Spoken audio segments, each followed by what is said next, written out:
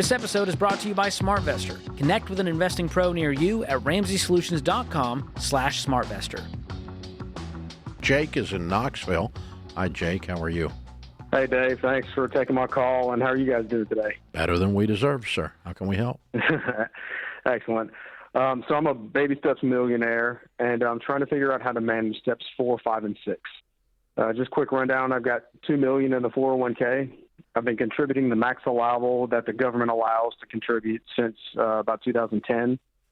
And I'm considering dropping that down to the company match, which is 6%, and putting the remainder in either a liquid brokerage account to contribute to kids, to continue contributing to kids' college, or to just dump it into the house, which has $225 left on it.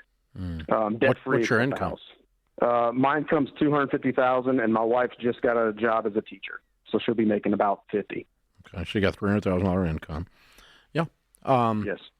You know, normally we say 15% of your income going into retirement so that you have some, and kids' college is baby step 5, and then pay off your house is 6. And you're how old? 42. How old are the kids? Kids are 12 and 8. And we do have $125,000 saved for them already. Okay. We've been putting $1,200 into a college fund since they were born. Yeah. I'd probably just keep doing that, and I would drop it back to the match, and let's just get this house paid off. Because you're sitting out of balance, way heavier in the 401k, and yet your house isn't paid off.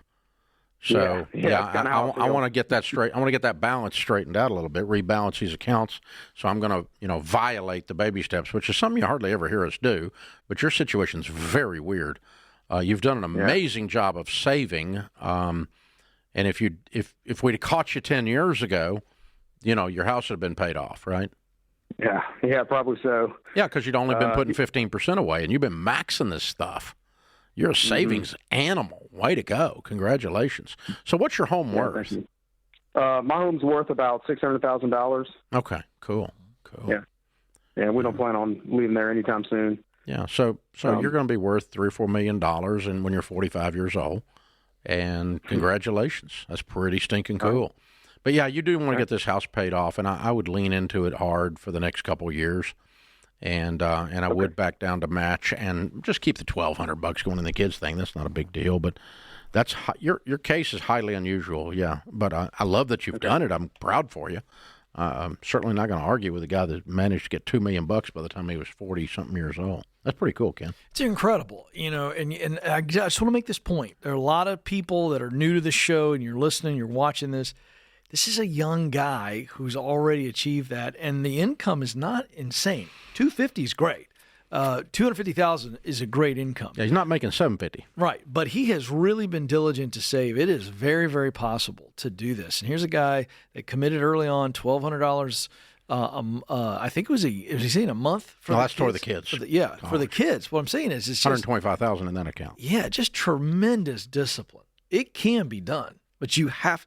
If we'd have kept him on, we could have learned all the things they said no to over the years to get to those numbers. But to have $2 million in your retirement account at that age, you're going to reach the point you're going to be able to do anything you want to do. Oh, for sure, pretty quick. Yeah. So, okay, let's just kind of talk about something for a minute. It's good to remind you guys. Here's how a math thing works. There's an old math trick that's accurate called the rule of 72s. The rule of 72 says if you take an interest rate and divide it into the number of 72, it tells you how long it takes a lump sum to double. So if your interest rate was 7.2, divide that into 72, it would tell you in 10 years a lump sum would double invested at 7.2. Invested at 10%, every 7.2 years it'll double. Okay? It's an easy one, too. So if we take $2 million at 42 years old, and he never adds anything to it, when he's 49, if it's invested in decent mutual funds averaging less than market returns, down around 10%, when he's 49, he's got $4 million. When he's 56, he's got $8 million. Keep going, boys and girls. When he's 63, he's got $16 million. When he's 70, he's got $32 million. This guy's changed his family tree. Yeah. Okay? That's if he doesn't add anything to it. If it just sits there and he doesn't touch it. That $2 million. That's not his house. That's not his additional investing. And so I'm talking to a young man there that if he lives into his 70s is probably going to be worth north of $50 million. In Knoxville, Tennessee, at 42 years old, he's got this started.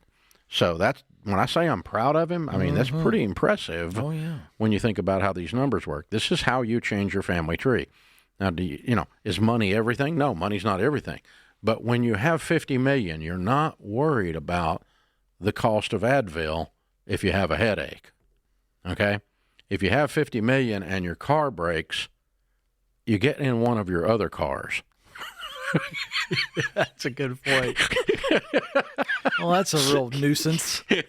That's a problem. Yeah. That's an inconvenience. Yeah. Yeah, the tires are worn out. Oh, well, that's an inconvenience. I'll drive the other car this week. Guess it's the blue one. Yeah, we'll just have to select a different vehicle today. And so, again, we're not saying money's everything, but what it does do is it gives you margin and it lowers your stress level because you're able to do things for you and your family. You're able to help others. Your generosity factor can go through the roof on this stuff and still have an incredible life and still, change your family tree. A godly man leaves an inheritance to his children's children, Scripture says. So, these are real things that people do out here. And so when I hear these communist socialist types that are out there going, well, the American dream is dead, I submit to you, Jake from Knoxville. Yeah. Well, I don't think it's dead, Ken. No. Nor, by the way, did he mention any inheritance. This is just discipline. Oh, I'm positive he had no inheritance. Yeah. 100% sure.